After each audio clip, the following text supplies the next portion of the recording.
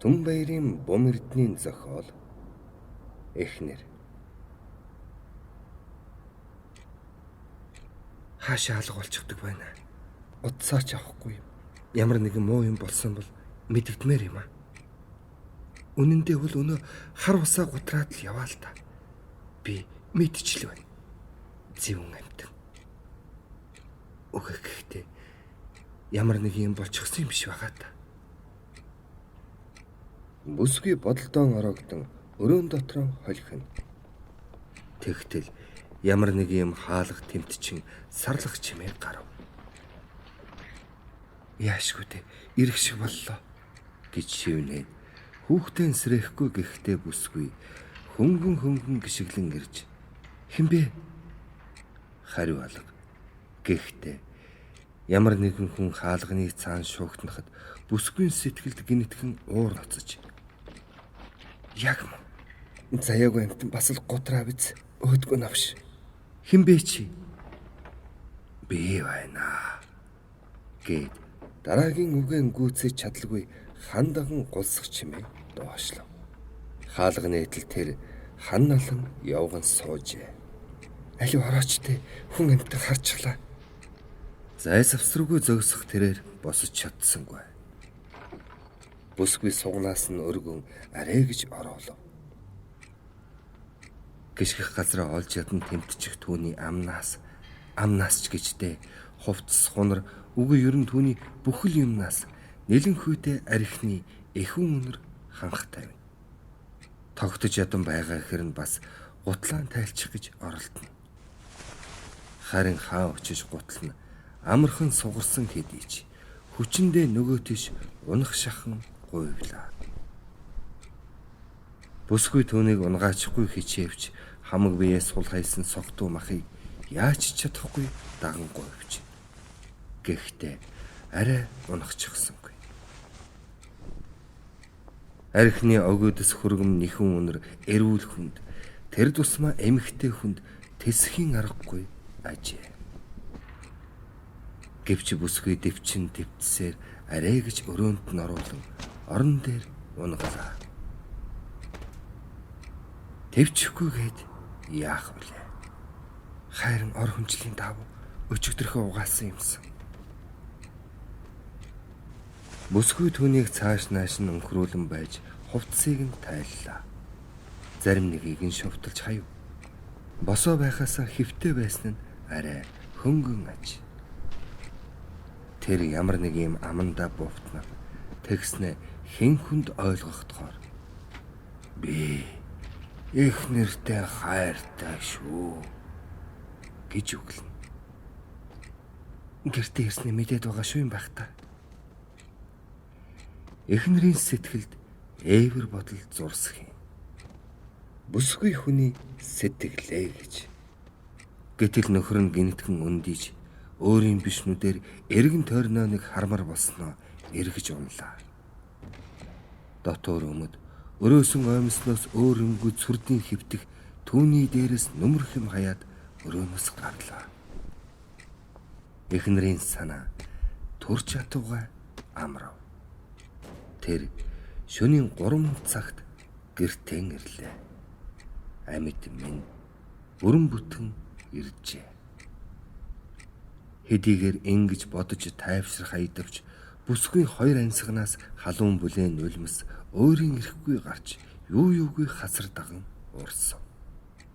Энэ мэдээж хайрын нулимс биш байх.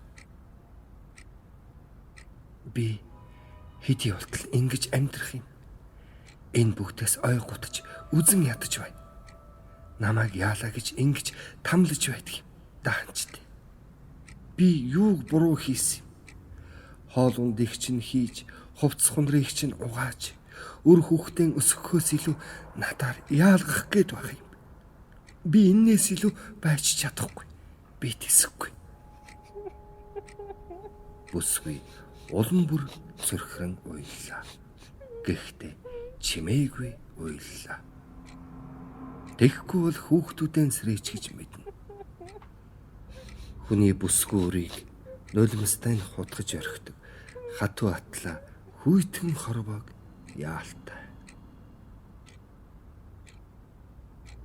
Нэлээд уйлсны эцэстээ төр зур цэг хийж нөхрийнхэн хувцсыг угаахаар угаалгын өрөөнд оров.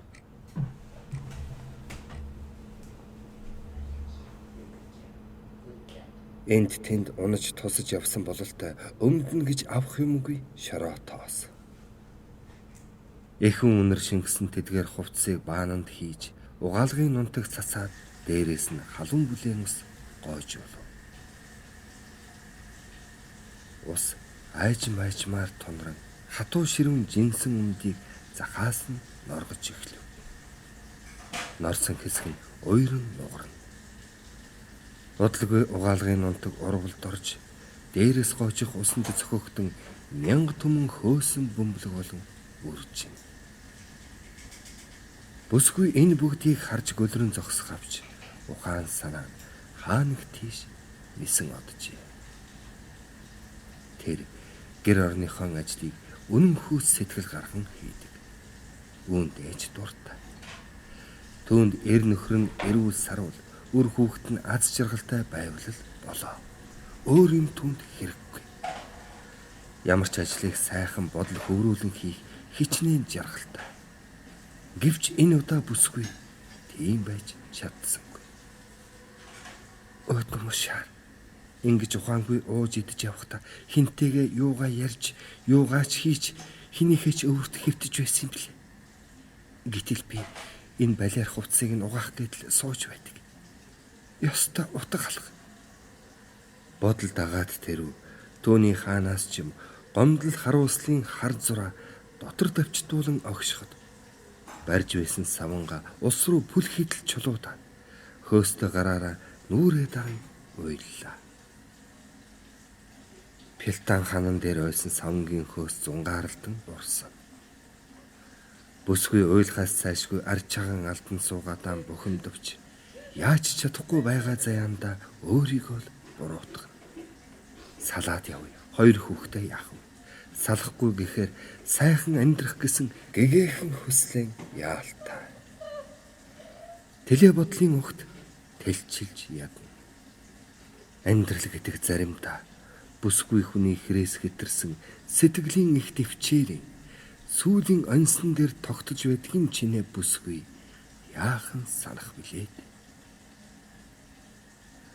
Өөрийнхөө шаналлаа хүүхдүүдтэй мэддэхгүй гэхдээ усныхаа цоргыг улам ихээр нээв. Тэр одоо төгшөх юмгүй жаргалтай уйлдсан. Үгүй би ингэж амьдрч чадахгүй. Энэ хүний хизээч нэг өдөр уухаа болчих болов уу гэж үгүй ядахта тааруулаад уучдаг болов уу гэж энэ амьдралыг эхлүүлсэн тэр гэгээлэг өдрүүд хизээ нэгэн цагт эргэж ирэх болов уу гэж хүлээсээр цөхрөнгөө барлаа. Итгэл найдран үхэж дууслаа.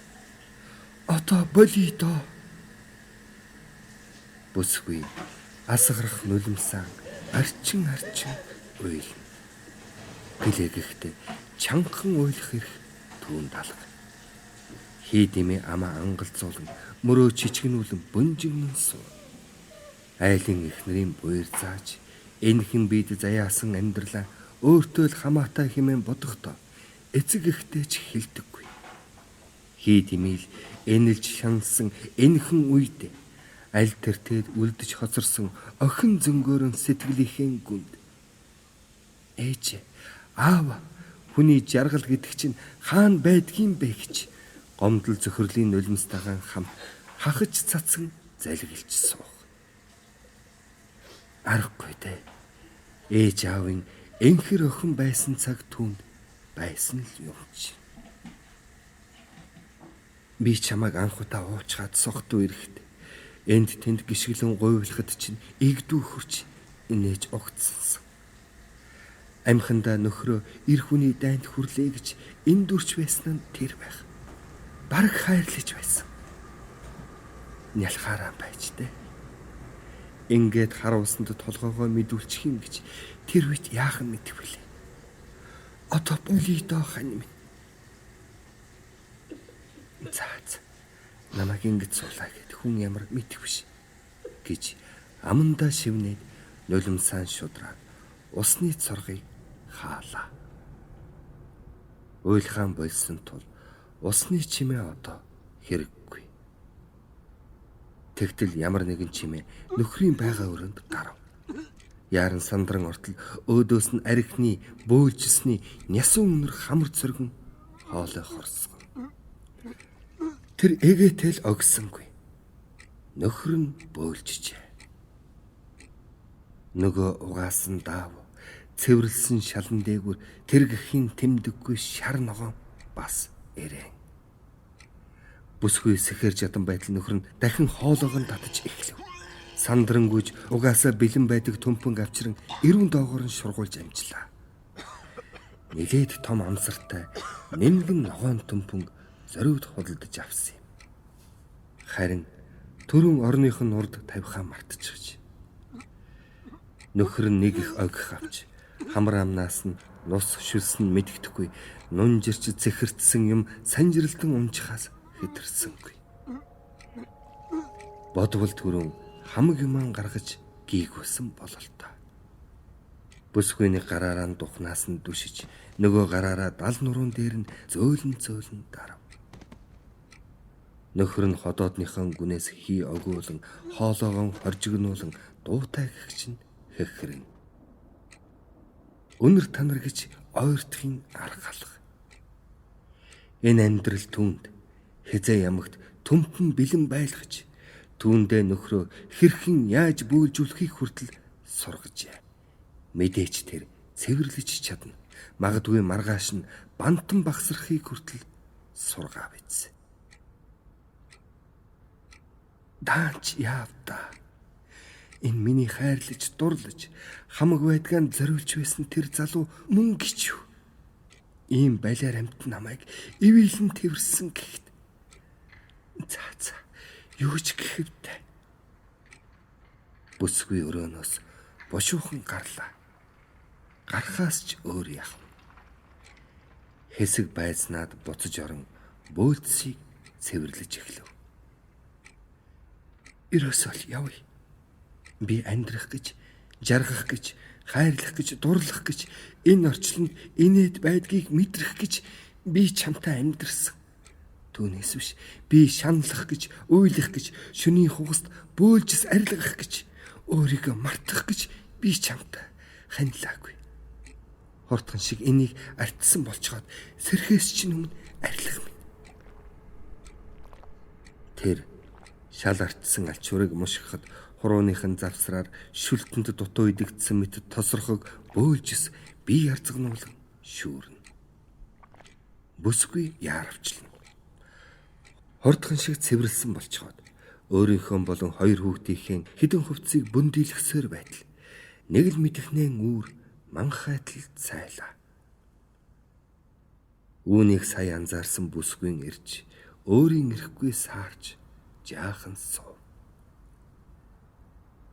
Баг хүн одоо цэцэрлэгтэн явах ёстой. Хүн цэцэрлэгтэн дуртай. Тэндээ олон найзтай өдөржингөө инээж хөхөрдөг. Тийм ээ. Хүүгээ цэцэрлэгт нь өгсөн дээр яагаад гэвэл хүмүүс тэндээ аз жаргалтай. Хүүгийн минь жаргалаас өөр надад юу хэрэгтэй билээ? За яах вэ? Хүүгийн цэцэрлэгт хүргэчгээд явъя. Одоо хүүдээ кашиг нь чанахгүй л болохгүй. Хүү маань дуртай шүү дээ. Хоёр хацраа халтартуулаад л иддэг юм. Муухай амтэн шүү миний хүү. Бүсгүй ус буцалгаж каш чамчгаад хүүгийн босголоо. Нойроо харамлах хүүн эхээсээ салахгүй зууралтна. Арай хийж нүрийг нь угаатал нойрон сэргэлээ. Ангийнхаа хүүхдүүдийн тухай, кашны тухай, зүүдний тухай, модны тухай, ээжигээ өөртөө хайртай хിവэрэ байгаа тухай хүүн цайгаан ууж байхдаа, хувцаан өмсөж байхдаа, ээжтэйг нь цэцэрлэгтээ явж байхдаа, ангийнхаа хэн нэгэнтэй уулзалтлаа, тасралтгүй ярьлаа. Харин яг ангидаа орхосоо өмнө хүүн аав ирсэн үү гэж бүр өөдөөс нь харж байгаад яг том хүн шиг асуулаа. Ирсэн хүү минь, аав нь ирсэн. Хүүн нэг хөөрхөн инээчгээд гүйгээд орчихов. Хүүгэн өгчхөд бүсгүй сая нөгөө гомдлон саналаа. Одоо ороод л явна. Би ингэж үүлээ үзэн байж чадахгүй. Нэг л бишээ. Төрөвчих шиг болохгүй л байна та. Тийм хүчтэй гомдохгүй байгаа юм болов. Тэгсэн ч гэсэн явна. Хувцас боогоо тавьчихсан юм чинь. Мөн ногоон толгой одоо ороход унтчил байх биз. Хаалга онгойлгох чимээнээр том хүн босож ирэв. Миний хүн унтахгүй яагаад жаахан эрт байгаа юм биш үү? Ээж, би танд хэлээ үздэй. Өнөөдөр манай анги хичээл орохоос өмнө музей үзнэ гэж. Та харин өмд эндүдж өгөөрэй. Өө тийм л дээ. Ээж нь одоохон эндүдэд үгүй. Явхаас өмнө миний хүн юу идэх юм? Ээж нь өндөх талах шараад өхөө. Ааха, би дуртай. Өмд нь хаана байгаа блэ? Өө тийм. Төрөн боочихсон. Затлахаас. Хөөн шарсан талхыг амтрхан идэнэ. Тэгтээ мөн л ангийнхаа тухай, найзынхаа тухай, багшийнхаа тухай, хэн нэгэн охины тухай, хизээч өөрийг нь харж инээсэн тухай зай завсраггүй ярина. Ярьж байгаагаасаа баг зэрэг ичмэглэх хүүгэн ээж нь өхөөрдөн харна. Миний хүү ядж байхад аавыгаа яасан ч их дуурайсан юм бэ. Тэр уртаагч нь санаа алдна. Хөөн нэг өндгөн идсэнгүй. Минийхөө гүзэгэд ичгүй ягаав дээ. Аавд өгчгөөрэй гэд бослоо. Үгүй чи чинь аавынхаа ирснийг яаж мэдээ? Шүн би сонссон юм аа гэд гараад явчих. Бүсгүйн тархин дундуур татах шиг болов. Би яаж явах юм бэ? Хоёр хүүгээ яаж өмчрүүлэх юм? Хүүхдүүд маань аавда ямар их хайртай юм бэ? Харахгүй дээ. Аав нь юм чи. Даанч энэ нэг юм ойлгохгүй л дээ. Одоо ингэсгээд сэрнэ. Орчлонд хамгийн адгийн шаар гэдгээ ухаарна. Уучлалт гуйна. Дахиж уухгүй гэдгээ дахин амлана.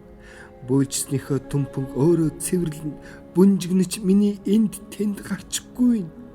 Яаж хийж байгаад надаас өрн дулаан горилно. Би чамайг мэдхийн дээр мэдэж байна. Энэ бүгдийг бид тод шиг давтсаар олон жил өнгөрчтэй. Чив чимээгүй өрөөнд бүсгүй хэсэг суулаа. Түүнд шөнийн гомдол чалах, нулимсч алга. Тэр зүгээр л хөлийж орхиж. Тэгээд гинэтхэн босоод хүүхдүүдийн орыг хурав. Тэвэрч унтдаг бамбууршны газар унчгаж, яагаад ч юм авч хэсэг үнэрлснээ орон дээр нь буцааж тавилаа. Тэд эзнийн хүлээж дуулууртай үлдэв. Түүнийг харж зогссон бүсгүй. Тийм ээ, миний хүүхдүүд орой өнөөдөр тохиолдсон болгоно нэгд нэгэнгүй шулганалтсаар гэртээ ирнэ. Ижидэн ирнэ. Бас аавдан ирнэ. Энэ амьдралд тэдний минь буруу гэж юу байх вэ? Гэж амандаа шивнээд нэг их хурд санаа алдаж. Би юу гэж өөрийнхөө бодлоос өөрийгөө асуугаад. Би яах вэ? Хүн өөрийнхөө хувь заяаг өөрөө л сонгох юм да. Би өөрөө сайн сайхан явах гэлээ гэж хоёр хүүгийнхээ хувь заяаг эргүүлээд яах вэ? Түүний ойргүй хонсон ядранг нүднээс нь гомдлынч биш, цөхрөлийнч биш, баярих бол бүрч биш, тийм нэг нулимс гарч хацрыг нь дахин урслаа. Хэн нэгэн хүн түүнийг харвал хэн нэгэн хүний энхрийхэн охин үршүүдэ угна гэж бодогдохоор байлаа.